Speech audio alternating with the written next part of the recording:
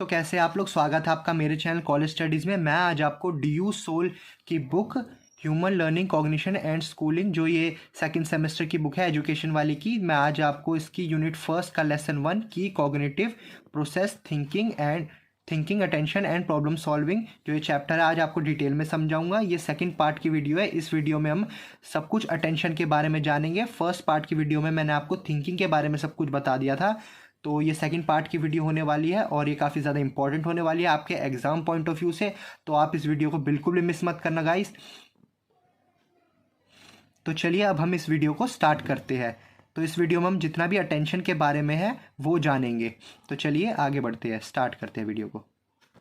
Start करते हैं। सबसे पहले हम जानेंगे कि अटेंशन होता क्या है, अटेंशन का मतलब क्या है। अटेंशन का सीधा सा मतलब होता है कि ध्यान। अब इसको डेफिनेशन में की में हम समझेंगे कि इस अटेंशन ध्यान मतलब होता क्या है। तो चलिए स्टार्ट करते हैं। So first point is attention is the act of focusing your mind are senses on something specific. ध्यान ध्यान अपने दिमाग या इंद्रियों को किसी विशिष्ट चीज पर केंद्रित करने का कार्य है। It involves directing your awareness and concentration toward a particular। इसमें आपकी जागरूकता और एकाग्रता को किसी विशेष वस्तु, कार्य या व्यक्ति की ओर निर्देशित करना शामिल है। It helps us filter out distraction and stay focused on what's important। ये हमें डिस्ट्रैक्शन को दूर करने में मदद करता है और जो महत्वपूर्ण है उस पर ध्यान केंद्रित करता है। आई होप कि आपको अटेंशन का मतलब समझ में आ गया होगा। तो अब हम आगे बढ़ते हैं। चलिए अब हम नेचर ऑफ अटेंशन के बारे में जानेंगे। तो चलिए इसे स्टार्ट करते हैं। The above discussion about the meaning and definition of the term attention outline the following aspects of its nature। ध्यान शब्द एक अर्थ और परिभाषाओं के बारे में उपरोक्त चर्चा ने इसकी प्रकृति के निम्नलिखित पहलुओं को रेखांकित किया है। तो चलिए अब उसे जान लेते हैं। So first point is attention is essentially a process and not a product. ध्यान अनिवार्य रूप से एक प्रक्रिया है, ना कि उत्पाद है। It helps in our awareness और कॉन्शियसनेस ऑफ आवर एनवायरनमेंट। ये हमारे पर्यावरण के बारे में जागरूकता या चेतना में मदद करता है। And third point is the awareness और कॉन्शियसनेस इज सेलेक्टिव। मतलब जागरूकता या चेतना चयनात्मक है। Attentional capabilities are limited, we can attend to a few things at a once. मतलब अटेंशनल कैपेबिलिटीज लिमिटेड है, हम एक बार में कुछ ही चीज़ों पर ध्यान दे सकते हैं। Next point is it is a process of selecting some of many potential inputs. मतलब ये कई संभावित इनपुट में से कुछ का चयन करने की एक प्रक्रिया है। It is fundamental to human thinking because it determines which information will be considered in any task. ये मानव सोच के लिए मौलिक है क्योंकि यह निर्धारित करता है कि किसी भी कार्य में कौन सी चीज़ पर विचार किया जाए। आई होप कि आपको समझ में आ रहा होगा। And the last point is it helps in a better understanding of a problem. ये किसी समस्या को बेहतर ढंग से समझने में मदद करता है। आई होप कि आपको नेचर ऑफ अटेंशन पूरा अच्छी तरह समझ में आ गया होगा। ये काफ़ी आसान पॉइंट्स है, अगर आप इनको एक बार पढ़ भी लोगे तो आपको एकदम अच्छी तरह से समझ में आ जाएगा। तो अब हम आगे बढ़ने वाले हैं। चलिए गाइज अब हम टाइप्स ऑफ अटेंशन करने वाले हैं। अटेंशन के दो तरह के टाइप्स होते हैं, नॉन वॉल्यूशनल एंड वॉल्यूशनल अटेंशन। तो हम सबसे पहले हम नॉन वॉल्यूशनल करने वाले हैं। नॉन वॉल्यूशनल आर इनवॉल्यूंटरी अटेंशन, जिसे इनवॉल्यूंटरी अटेंशन भी कहा जाता है। इन दोनों का मतलब एक्चुअली में क्या होता है, गैर स्वैच्छिक या अनैच्छिक ध्यान। तो अब हम इसे समझने वाले हैं। तो चलिए स्टार्ट करते हैं। This type of attention is aroused without the will coming into play and we attend to an object or an idea without any conscious effort on our part। इस प्रकार का ध्यान इच्छा के खेल में आए बिना जगाया जाता है और हम अपनी ओर से किसी भी सचेत प्रयास के बिना किसी वस्तु या विचार में भाग लेते हैं। Sudden loud noise, bright colors are some of the example of non volitional attention. अचानक तेज आवाज़, चमकीले रंग हमारी ओर से गैर स्वैच्छिक प्रयासों के कुछ उदाहरण है। This type of attention, as mentioned above, aroused by our instinct as also by our sentiments। इस प्रकार का ध्यान, जैसा कि ऊपर उल्लेख किया गया है, कि हमारी प्रकृति मतलब हमारी इंस्टिंक्ट के साथ साथ हमारी भावनाओं से भी उत्पन्न हुआ है। तो चलिए, last point is this attention is which is aroused by the instincts is called enforced non-volitional attention, and the attention which is aroused by the sentiments is called spontaneous non-volitional attention। इसका मतलब है, मतलब ये ध्यान जो व्यक्ति से उत्पन्न होता है उसे हम नॉन वॉल्यूशनल अटेंशन कहते हैं, और जो ध्यान भावनाओं से उत्पन्न हुआ है उसे हम स्पॉन्टेनियस नॉन वॉल्यूशनल अटेंशन कहते हैं। आई होप कि आपको ये जो पहला नॉन वॉल्यूशनल अटेंशन है ये अच्छी तरह पूरा समझ में आ गया होगा। तो आप इसको एक बार पढ़ भी लेना, आपको ये अच्छी तरह याद भी हो जाएगा। तो चलिए, अब हम आगे बढ़ते हैं। अब हम करने वाले हैं वॉल्यूशनल अटेंशन। अब हम टाइप्स ऑफ अटेंशन का जो दूसरा टाइप है, अब हम इसे करने वाले हैं वॉल्यूशनल और वॉलंटरी अटेंशन। तो चलिए इसे स्टार्ट करते हैं। मतलब कि स्वैच्छिक ध्यान refers to when we consciously choose to direct our attention towards something। ये रेफर करता है जब हम जानबूझकर अपना ध्यान किसी चीज़ की ओर निर्देशित करना चुनते हैं। It's like when we actively decided to focus on a specific task or stimulus। ये ऐसा है जब हम सक्रिय रूप से किसी विशिष्ट कार्यों या उत्तेजना पर ध्यान केंद्रित करने का निर्णय लेते हैं। Unlike non-volitional attention which happens automatically, volitional attention is under our conscious control। मतलब गैर स्वैच्छिक ध्यान के विपरीत जो स्वचालित रूप से होता है, स्वैच्छिक ध्यान हमारे सचेत नियंत्रण में होता है। वो We can intentionally allocate our attention to specific objects, thoughts or activities based on our goals and intentions। ये हम जानबूझकर अपना ध्यान अपने लक्ष्यों और इरादों के आधार पर विशिष्ट वस्तुओं, विचारों या गतिविधियों पर केंद्रित कर सकते हैं। आई होप कि आपको समझ में आ रहा होगा guys. Voluntary attention allows us to concentrate, engage in focused thinking and prioritize our mental resources। मतलब स्वैच्छिक ध्यान हमें ध्यान केंद्रित करने, केंद्रित सोच में संलग्न होने और अपने मानसिक संसाधनों को प्राथमिकता देने की अनुमति देता है। आई होप कि आपको समझ में आ रहा होगा। तो last point is it place a crucial role in task that require sustained concentration, problem solving, decision making and effective communication. ये उन कार्यों में महत्वपूर्ण भूमिका निभाता है जिनके लिए निरंतर एकाग्रता, समस्या समाधान, निर्णय और प्रभावी संचार आवश्यकता होती है। आई होप कि गाइज आपको ये जो दोनों टाइप्स है ये अच्छी तरह समझ में आ गए होंगे। आप इनको एक बार अच्छे से पढ़ लेना, आपको अच्छी तरह ये याद भी हो जाएगा। और जो नोट्स मैंने लिखा है ये पूरे बुक में से ही है, तो कुछ भी इसमें अलग नहीं है। तो चलिए अब आगे बढ़ते हैं। चलिए गाइस, अब हम करने वाले हैं factors are determinants of attention. अब हम अटेंशन के फैक्टर्स करने वाले हैं। इसके दो फैक्टर्स होते हैं, एक्सटर्नल फैक्टर्स और इंटरनल फैक्टर्स। सबसे पहले हम एक्सटर्नल फैक्टर्स को पूरा अच्छी तरह समझेंगे डिटेल में एकदम। तो चलिए इसे स्टार्ट करते हैं। So, external factors are generally those characteristics outside the situation or stimuli which make the strongest bid to capture our attention। मतलब आम तौर पर स्थितियों या उत्तेजनाओं के बाहर वे विशेषताएं होती है जो हमारा ध्यान आकर्षित करने के लिए सबसे मजबूत बोली बनाती है। Let us discuss these characteristics in depth। अब हम इसको इनके जो एक्सटर्नल फैक्टर्स के जो कैरेक्टरिस्टिक्स है उसे हम जानेंगे एक एक करके। तो चलिए, तो first is nature of the stimulus.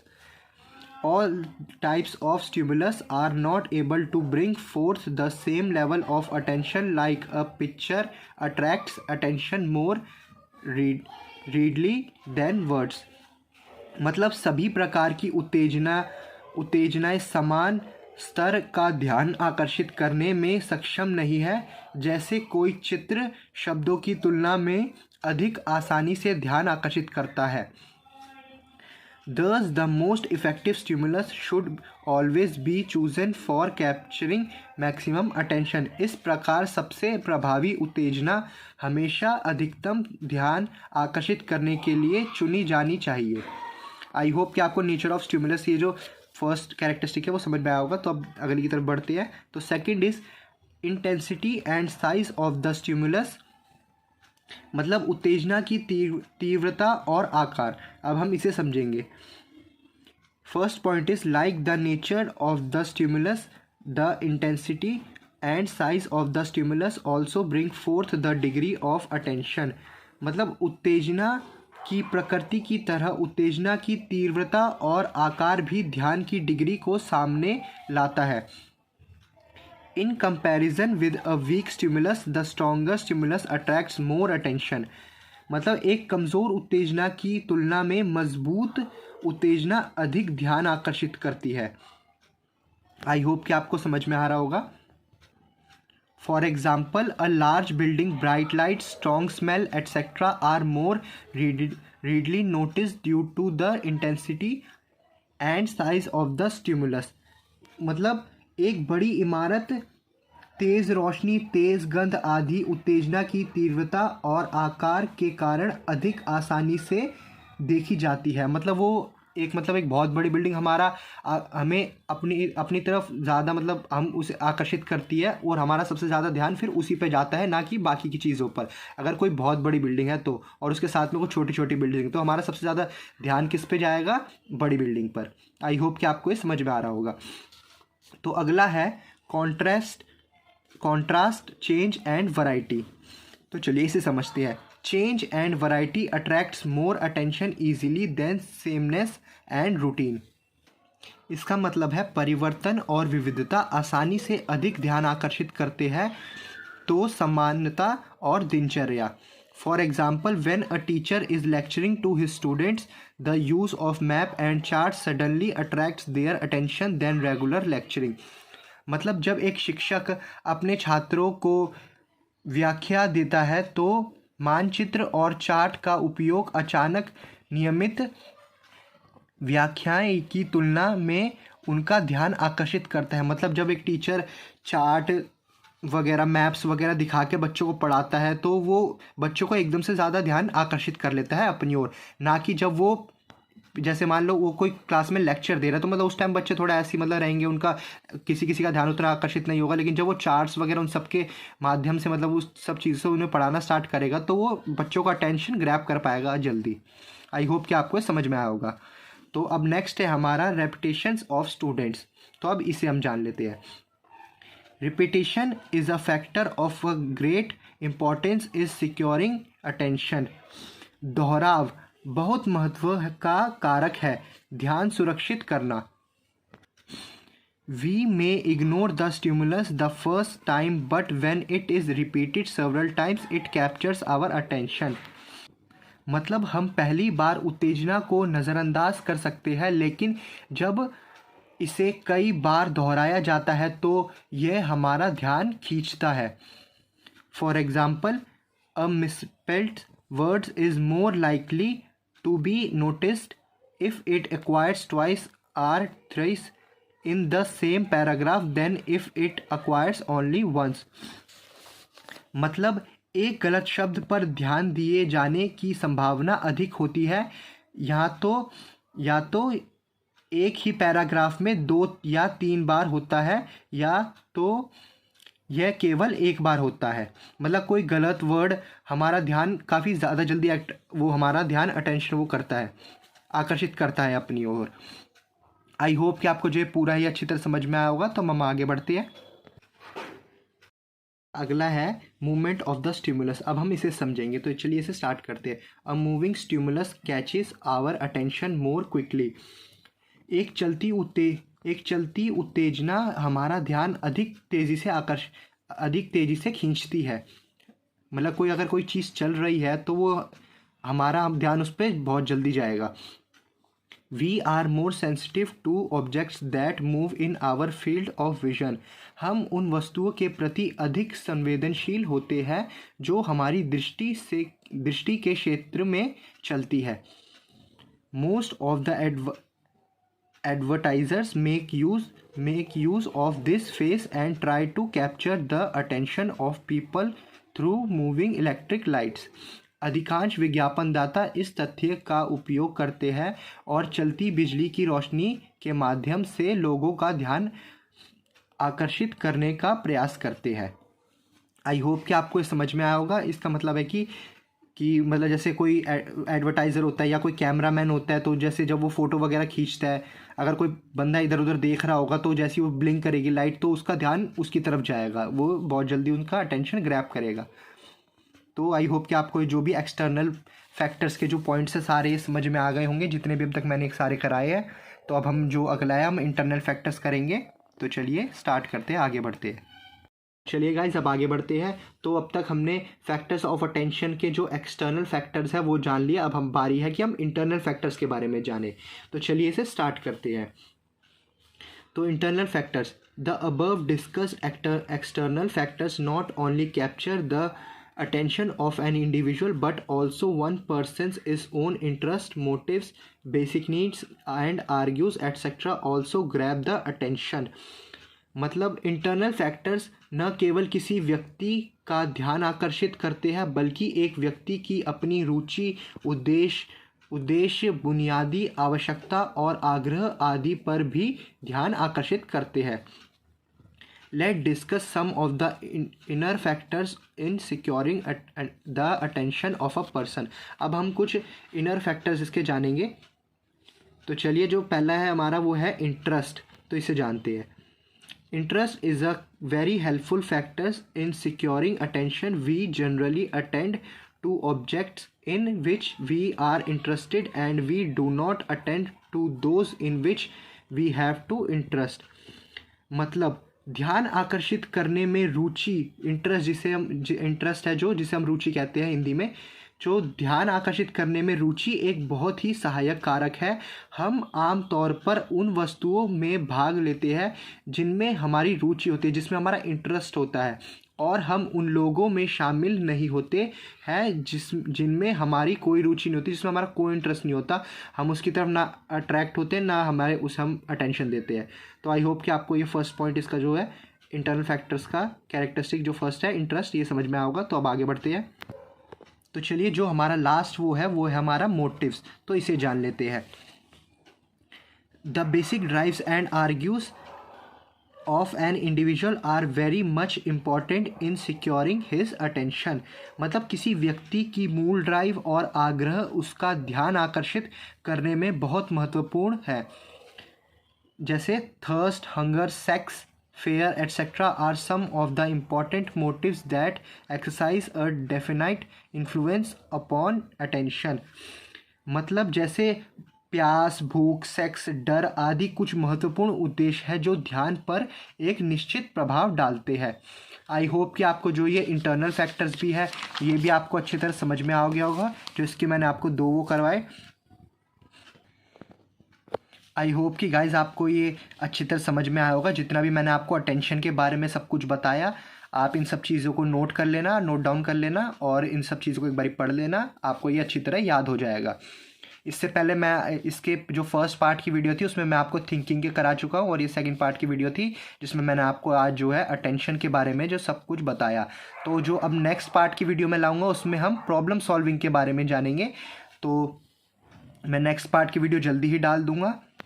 अगर आपको ये वीडियो अच्छी लगी हो तो आप इसे लाइक एंड शेयर करें और मेरे चैनल को प्लीज़ ज़रूर सब्सक्राइब करें, क्योंकि मैं आप लोगों के लिए बहुत मेहनत कर रहा हूँ। तो आप लोगों का भी फ़र्ज़ बनता है कि आप इतना मेरे लिए कर दें। Thank you.